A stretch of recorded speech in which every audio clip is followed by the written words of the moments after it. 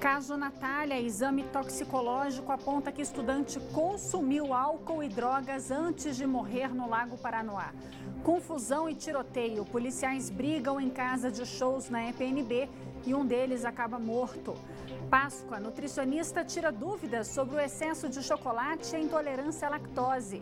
E futebol, Gama faz 3-1 e sai na frente na primeira partida do final do Candangão.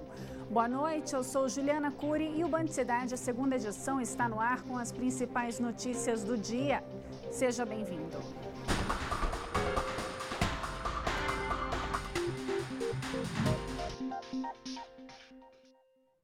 A gente começa o Band Cidade com mais uma novidade sobre a morte da estudante Natália.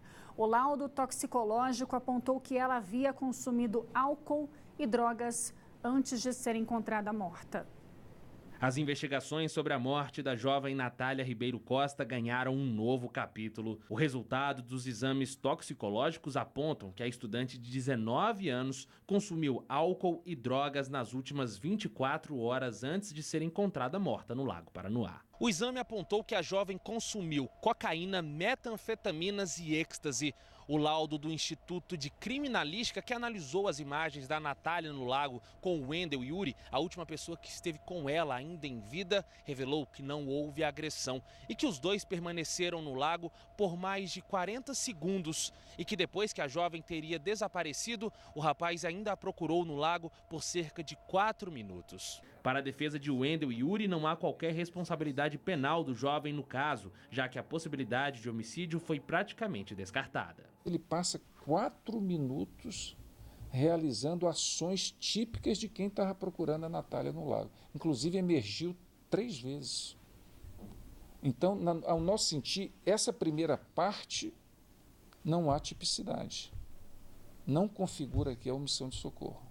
A defesa do rapaz ainda garantiu que o terceiro laudo divulgado, o da perícia odontolegal, que comparou as mordidas no antebraço esquerdo de Wendel com a arcada dentária de Natália, deu positivo. Mas, segundo os depoimentos de testemunhas, as mordidas teriam ocorrido durante uma brincadeira entre os jovens, ainda na festa em que estiveram no domingo, dia 31 de março. Nós colocamos em que contexto, até porque teve testemunha que viu essa mordida, né? Mas disse, né, que ambos estavam falando, aí chegaram até, ele fez gracejos com a garota e tal, mas depois que informou isso, né, falou logo em seguida que tudo não passava de brincadeira. Não houve, esse momento anterior, não houve nenhum momento, não foi um momento de agressividade. Wendel Yuri, de 19 anos, não foi submetido ao exame toxicológico. Na última quarta-feira, o Instituto Médico Legal já havia divulgado parte do laudo cadavérico, que apontou que a causa da morte de Natália foi asfixia por afogamento e que as marcas e escoriações no corpo da universitária aconteceram somente após a morte. O corpo de Natália Ribeiro Costa foi encontrado no Lago Paranoá, perto do Clube Almirante Alexandrino, no dia 1º de abril. No dia anterior, a jovem esteve com um grupo de amigos num churrasco. Ela teria desaparecido por volta das 6 horas da tarde. A polícia ainda segue investigando o caso e agora aguarda o laudo da perícia nos celulares de todos que estiveram com Natália no dia da festa. E olha só isso, no Parkway um carro caiu de um viaduto em cima dos trilhos do trem. O acidente aconteceu no início da tarde na entrada da quadra 14. O motorista é um senhor de 62 anos que perdeu o controle da direção. O corpo de bombeiros foi acionado e o carro já foi retirado da linha férrea.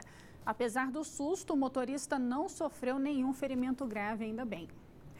E o Sindicato dos Trabalhadores do Metrô apresentou indicativo de greve a partir do dia 2 de maio. A categoria pede que o governo pague o que deve a funcionários por retroativos.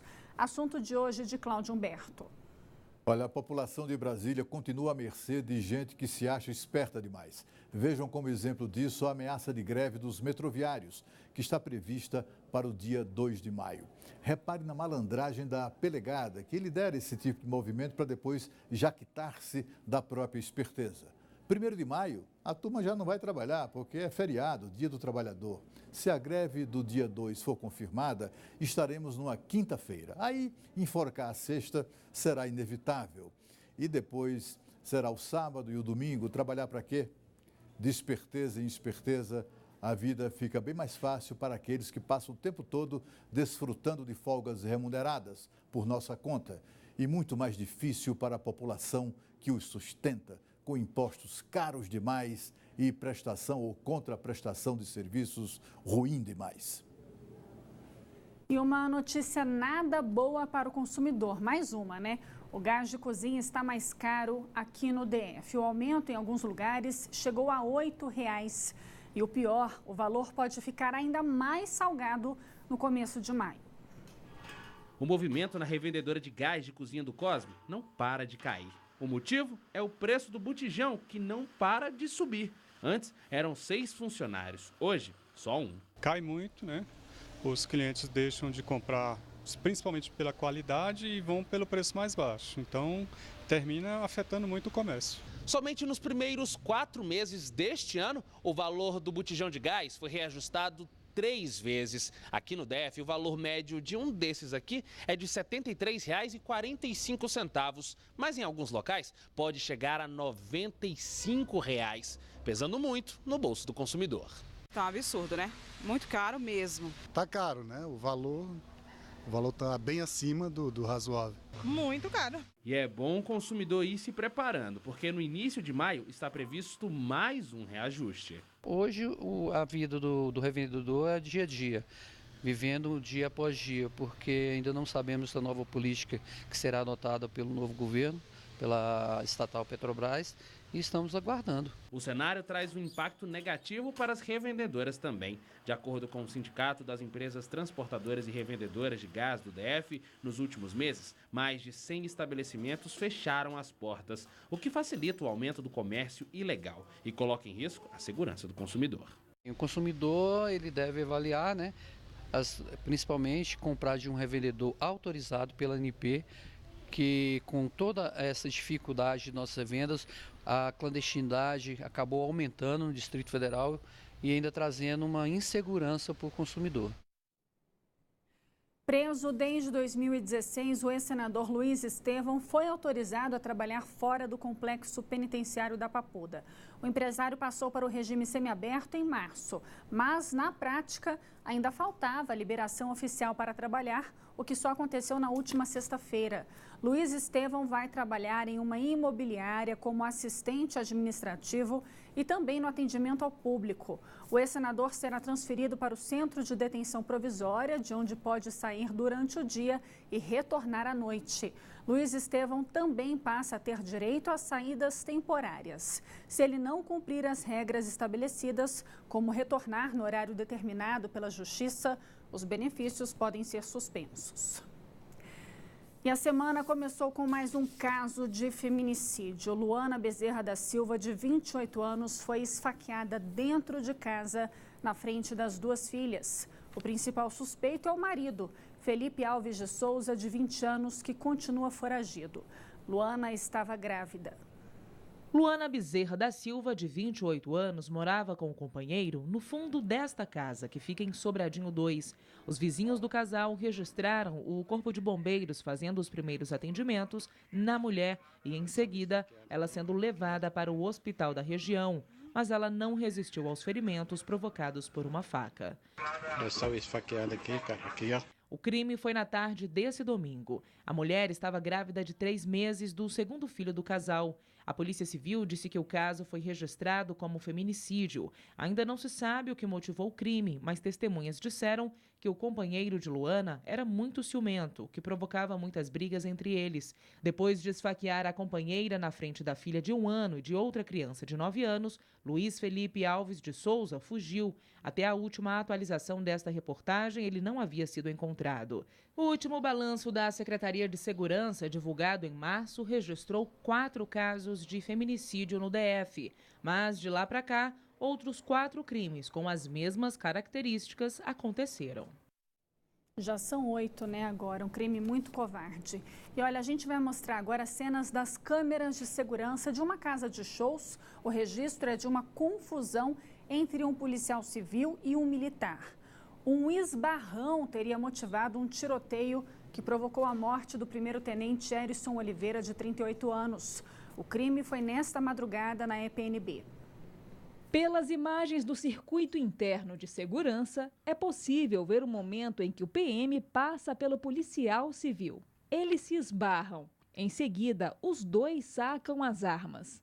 O militar é atingido por 3 disparos e cai no chão.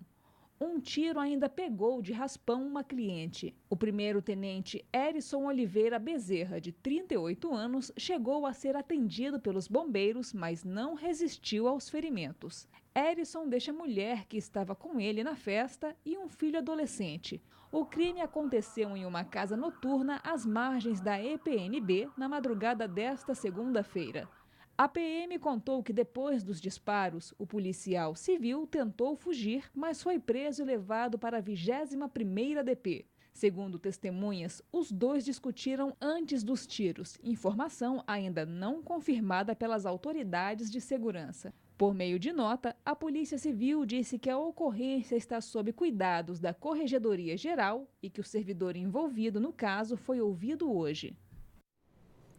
E olha o leão aí, viu, gente? O prazo para entrega da declaração do imposto de renda termina daqui a 2 semanas, no dia 30 de abril.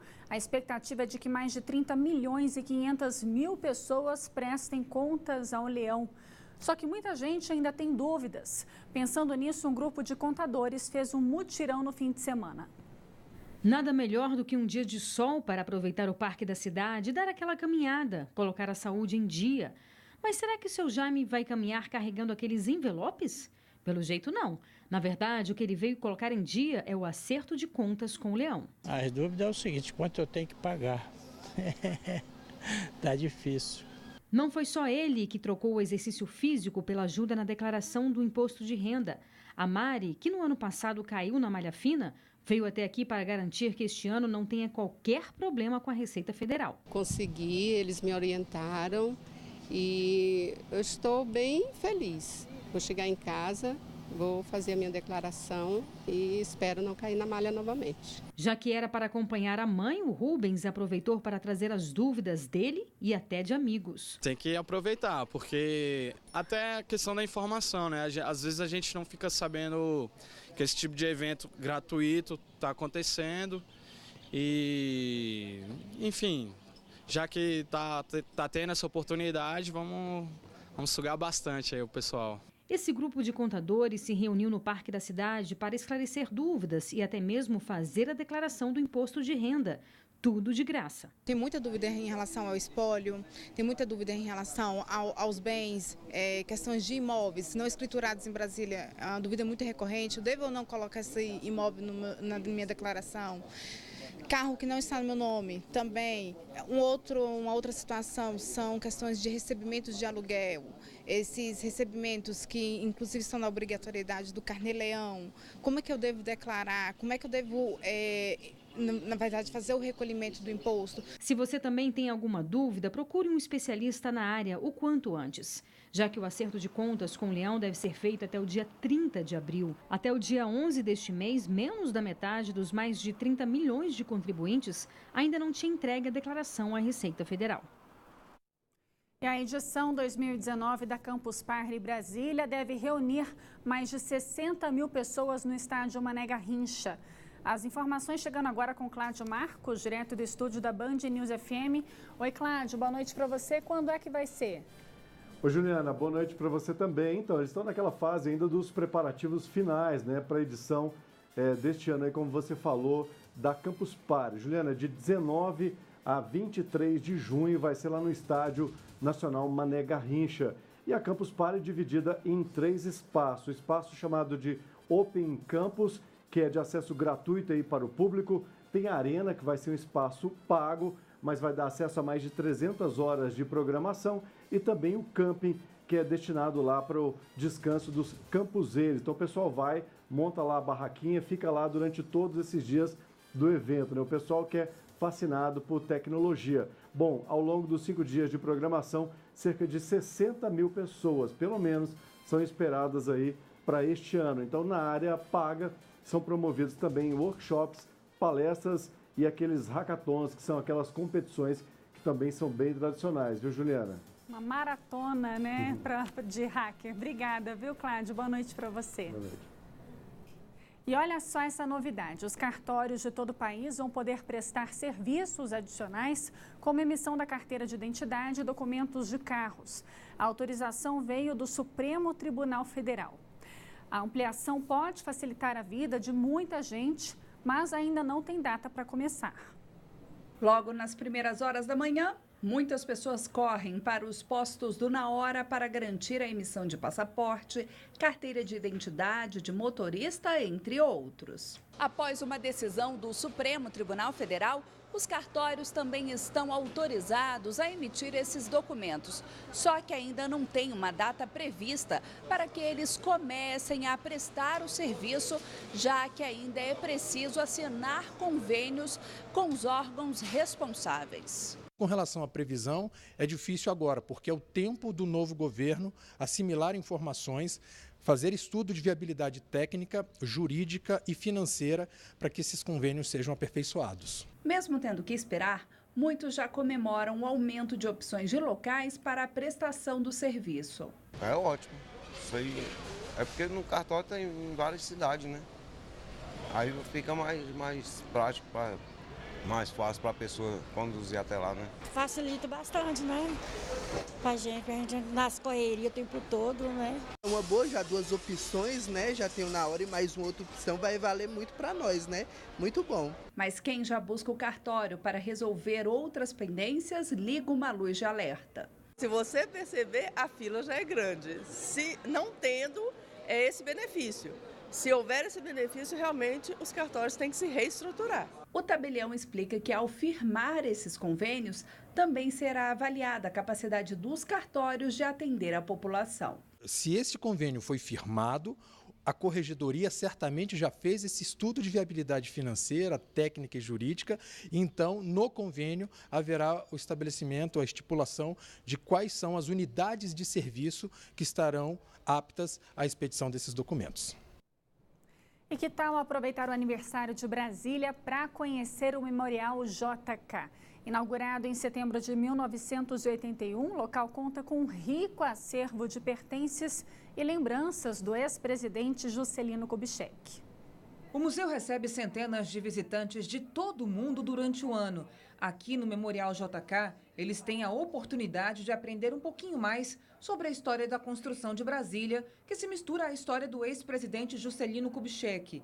A Sheila é de Belém e diz que adorou a experiência. Eu estou amando, tá sendo assim incrível para mim, né? Eu não conhecia realmente a história do Juscelino Kubitschek, né? Eu estava falando para as meninas, cara, eu estou admirando agora esse homem, né? São roupas, são objetos, é uma aula de história assim ao vivo. Já a Mariusa, como moradora de Brasília, conta que já havia visitado o memorial e explica como é importante aprender sobre a história da capital. É um lugar para você fazer esse retorno na história, conhecer um pouco do que foi o JK, quem foi ele, de todos os seus pensamentos. Acho que aqui você encontra esse lugar para isso. No museu há homenagens espalhadas que foram recebidas pelo ex-presidente JK em visitas oficiais, como uma coleção de Shakespeare de 1802, dada pela Rainha Elizabeth. E a biblioteca abriga mais de 3.000 livros.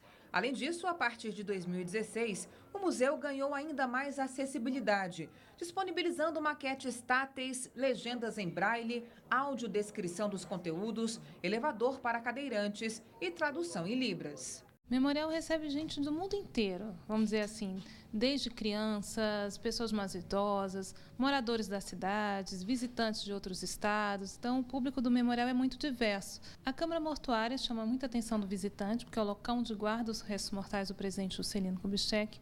E, mais recentemente, no hall, é um vídeo em 3D sobre a construção de Brasília, que também faz parte desse projeto de modernização e acessibilidade, e onde a pessoa tem noção de como foi a construção de Brasília. Ela vê os prédios se levantando, tem a dimensão do que foi a construção da nova capital. A ideia de construir o memorial foi de Sara Kubitschek, viúva de JK, e executada por Oscar Niemeyer. No espaço, há obras de Atos Bucão, Burle Marx e Mariana Ferretti. O museu foi ganhando atrações tecnológicas, com o objetivo de atrair cada vez mais visitantes. É um passeio e tanto. O Memorial JK Funciona de terça a domingo, das 9 da manhã às 6 da tarde. O ingresso custa R$ 10 a inteira. Estudantes e idosos pagam meia. E diversas culturas representadas no mesmo local. Na Feira Internacional de Artesanato, o visitante tem acesso a produtos típicos do mundo inteiro. Joias feitas com pedras naturais de várias cores e estilos vindas do Senegal, na África. Roupas de tecidos da Índia, peças em mosaico vindas de um conjunto de ilhas ainda mais longe, Indonésia. A 13ª Feira Internacional de Artesanato deste ano exibe artigos de quase todos os cantos do mundo. São mais de 700 expositores de todas as regiões do Brasil e de 26 países. A Indonésia é um país muito rico de artesanato, como o país aqui, o nosso país, né, o Brasil. E eu trouxe materiais de cerâmica, cestaria, entalhes e madeiras, coisas que a gente não vê muito frequentemente aqui pelo nosso país. Este artesão cubano conseguiu transformar lixo em arte. A madeira usada para produzir todos esses objetos é reciclada. Vem da marcenaria e de demolições em Havana, capital do país. O artista faz questão de representar os valores culturais de Cuba em cada peça. Fazemos essas dançarinas, que são... Cuba tem uma ampla cultura de balé. Fazemos animais de mar, que Cuba é uma ilha.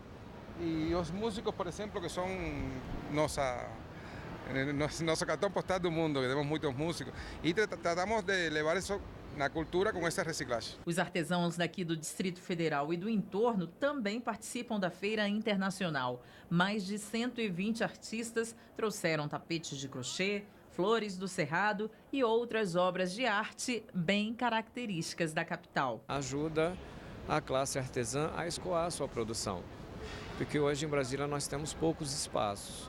O único espaço para escoamento real da produção artesanal é a Feira de Artesanato da Torre de TV, que hoje está saturada. Cerca de 140 mil pessoas devem visitar a feira. Quem deu uma passadinha só para conhecer o evento não resistiu a tanta beleza e criatividade dos artistas e já levou algumas lembrancinhas para casa.